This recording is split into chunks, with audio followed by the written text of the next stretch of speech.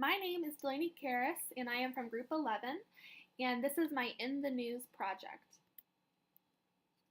The title of the article that I reviewed was called Could Fish Oil Fatty Acids Raise a Woman's Risk for Diabetes? The author was Alan Moses, and it was published on September 16, 2016 in the U.S. News Healthcare. The life cycle that this article seemed to be directed to was women in their adult years, so this could be ranging from late teens to elderly. The article discussed the risk for type 2 diabetes, which is environmental and most commonly found in adults. The researchers believe that omega-3 fatty acids, along with other meats, increase the risk of type 2 diabetes in women. Omega-3 fatty acids have always been known as the healthy fat, but these researchers are saying otherwise. The author seems to be persuasive because he isn't proposing contradictions to the study and seems to be taking quotes from the study out of context. The study was done in France, and the sources of fatty acids in the study were meat, fish, and/or seafood. It took 71,000 non-diabetic women and tracked them between the years of 1993 and 2011. The author does not directly state any beliefs, but is persuasive with his explanation of the study and does not critique or propose any opposing arguments to the study. The conclusions made in the article were very vague and incomplete. The author concluded that fatty acids had a greater increase in diabetes risk than others. The study was said to show an association between the omega fatty acids and type 2 diabetes, but not a cause-effect relationship. He also closed with the idea that fish oil supplements could possibly be linked to elevation in diabetes risk.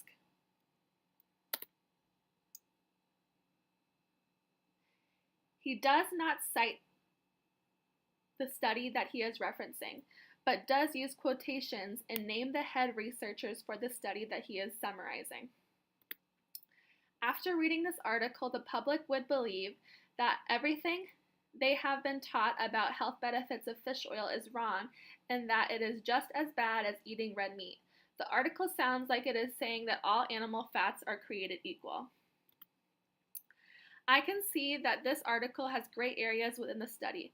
The quantity of omega fats are not explained, and the reason for weight gain or likeliness of type 2 diabetes could come from other factors within their diet. This study was done in France, where the diet is butter and saturated fat heavy, so this could contribute to the risk of diabetes.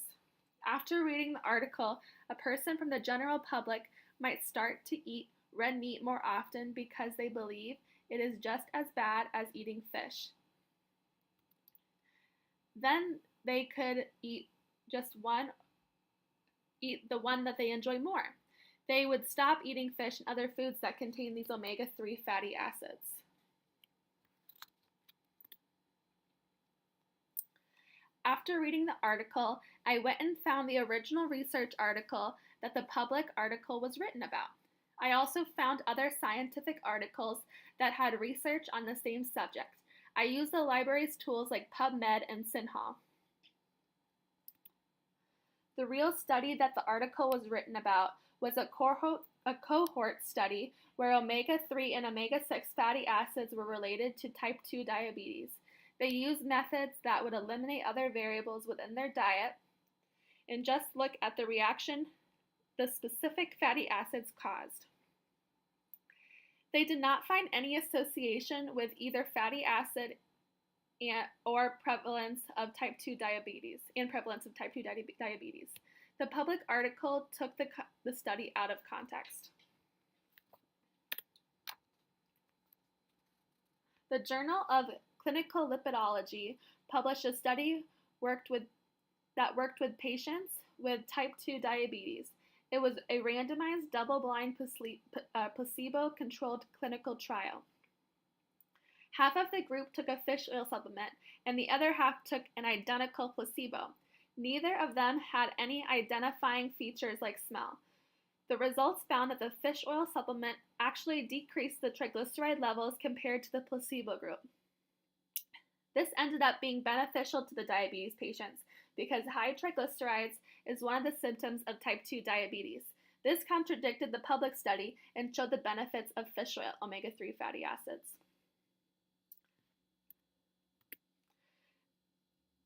The next article I found was a meta-analysis article that also was about the effects of omega-3 fatty acids on glucose levels and lipid levels in type 2 diabetes patients. The omega-3 fatty acids did not affect cholesterol levels or glucose levels. The only thing that changed was the triglyceride levels decreased. A common thought is that fish oil could be detrimental to type 2 diabetes patients because it is an animal fat that could lead to raised cholesterol levels, but this study proved otherwise. It was hard to find articles that looked at omega-6 fatty acids in comparison to diabetes. Most often, these articles just looked at the marine-derived omega-3 fatty acids. It is common for type 2 diabetes patients to be diagnosed with cardiovascular disease because they have similar causes and symptoms. So when I found an article looking at the omega-6 fatty acids in prevention of cardiovascular disease, I thought it would be relevant. The Cochrane Library published a study that took 660 randomized participants and performed trials looking at how their consumption of omega-6 fatty acids affected cardiovascular disease clinical effects.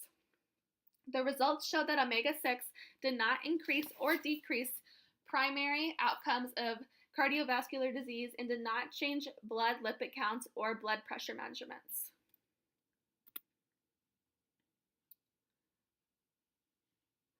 It was hard to find other articles that related to fish oil to type 2 diabetes within 2 months of my original article's publication. The only articles that were published to the public I could find were about the same French study. They all took the study out of context. Another example I found was published on September 14th, 2016 in the Medical News Today. It reviewed the same study and took the same article out of context. The author of my original article that I found, Alan Moses, is a reporter from Health Day. When I searched him on Health Day's magazine, he did not come up. He could be relatively new in looking for his major breakthrough. Health Day does not have to get their articles peer-reviewed or fact-checked. There is not any issues related to beneficence because the article was not benefiting anyone by being published. The author or publishing company would not have received any money by publishing this article. If anything, it would take away business from fish oil supplement companies. I could not find any information on the author outside of who employs him, but I cannot see what benefit he would have by publishing this article besides getting higher up in his career. This could harm uneducated people who have been diagnosed with diseases where watching their diet is incredibly important. Eating appropriate fats is critical for type 2 diabetes patients because their disease revolves around their lifestyle choices. The author took the title of the study and made up his own conclusions about it instead of reading the study's results. He did not use any pictures or charts that would have confused or swayed the readers one direction or another. He just simply wrote so that everyone could understand, but he took the study's results out of context.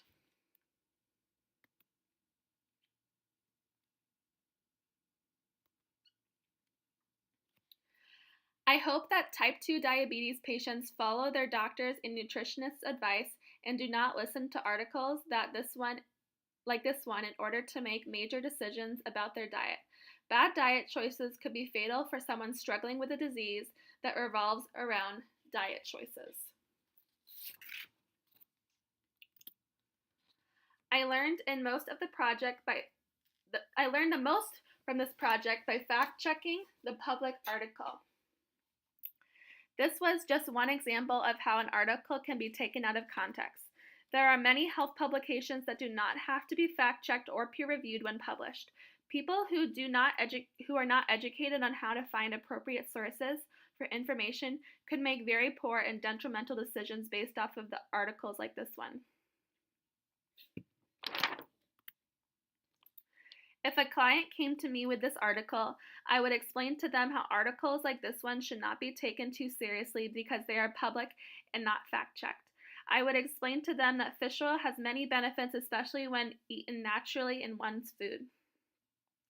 I would not recommend supplements for fish oil, but I would tell the client not to cut their omega fatty acids out of their diet. I would recommend them to ask their doctor or nutritionist before making any major changes in their diet. And here's a list of my references. Thank you for listening and following along.